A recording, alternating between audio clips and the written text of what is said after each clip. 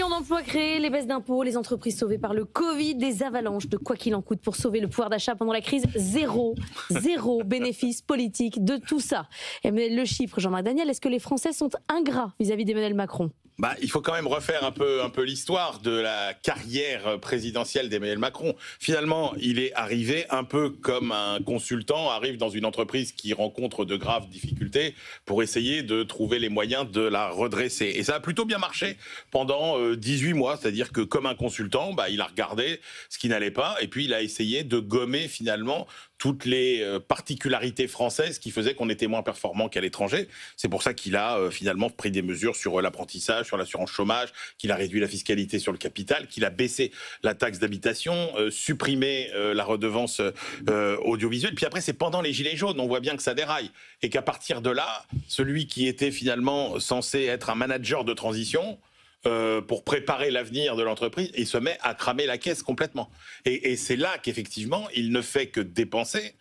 Et alors oui, du coup, on peut considérer que les Français sont ingrats.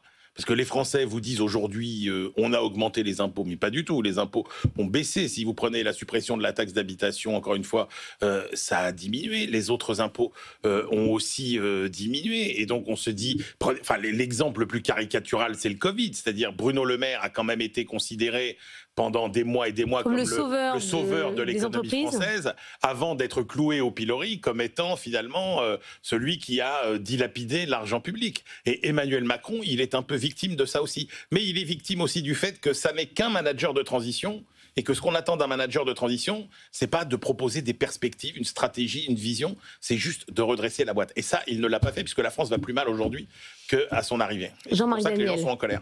Non, je ne pense pas que les gens soient ingrats, je pense qu'ils sont à la fois lucides et qu'ils ont un comportement qui est un comportement tout à fait naturel. D'abord, l'histoire de Macron, moi je ferai pas la séquence exactement comme celle que vient de faire Emmanuel. Je pense que effectivement, au début, il devait être le président des ruches et il est devenu le président des riches.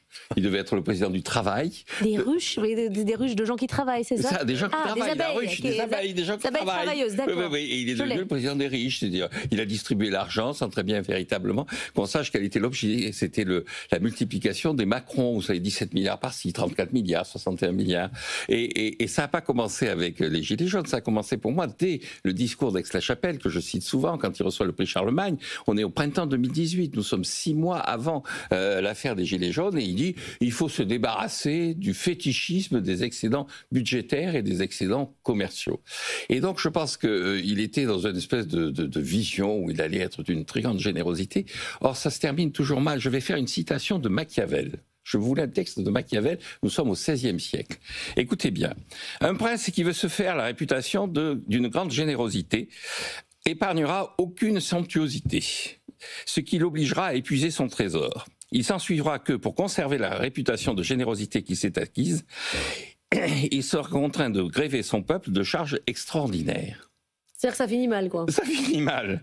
Ainsi commencera-t-il bientôt à être odieux à ses sujets, et à mesure qu'il appauvrira le trésor, il sera de moins en moins bien considéré. Il est donc sage de se résoudre à être appelé avare quand on prend le pouvoir, qualité qui n'attire que du mépris, que de se mettre, pour éviter ce nom, dans la nécessité d'encourir à la fin la qualification de rapace.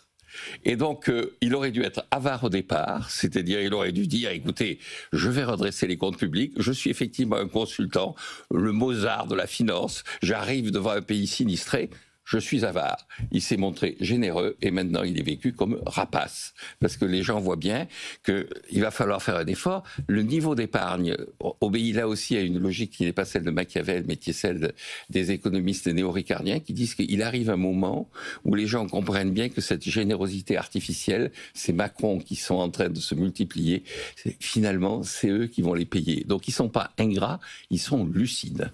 Emmanuel. Oui, parce que au final, effectivement, quand on fait le bilan de ce qui va rester de 2 mandats d'Emmanuel Macron, le bilan, il est quand même assez catastrophique. C'est-à-dire qu'il ne restera rien. Mais alors, l'emploi, il ne restera quand rien, même, l'emploi... il ne restera rien sur le plan idéologique, puisque, encore une fois, comme on l'a dit, quand vous êtes juste un manager en transition, on n'attend pas de vous que vous ayez une vision stratégique, on attend de vous, comme le disait Camus, pour le coup, que non pas vous prépariez le monde nouveau, mais que vous évitiez que le monde ancien se défasse.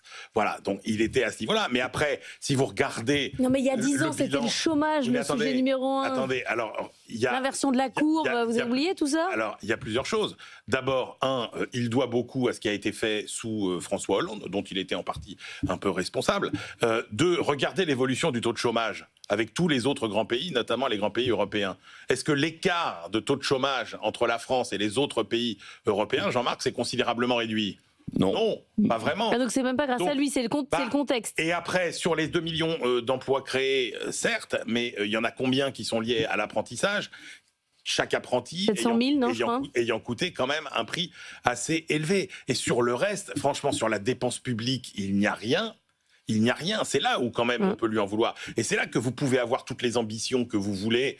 L'intendance ne suit pas, l'intendance précède. Si vous n'avez pas les moyens et que vous pouvez faire toutes les baisses d'impôts que vous voulez, si vous ne jouez pas sur la dépense, vous êtes condamné, comme le dit Jean-Marc, et c'est sa citation de Machiavel. Et puis pardon, sur les autres grands projets. Mais prenez l'exemple quand même pour moi le plus caricatural, qui est le cas de Marseille. Ce grand plan qu'on était censé développer. J'ai oublié Marseille, ça. Mais il n'y en a quasiment aucune trace. Il n'y a quasiment aucun argent qui a été dépensé. Il n'y a rien fait. Donc il y a aussi beaucoup de communication, beaucoup d'agitation. Et effectivement, le pays va plus mal aujourd'hui. Jean-Marc, vous voulez dire un dernier mot? Non, oui, j'insiste là-dessus. Les gens ont besoin d'avare et ils ont compris que le généreux était en fait un rapace. Très bien.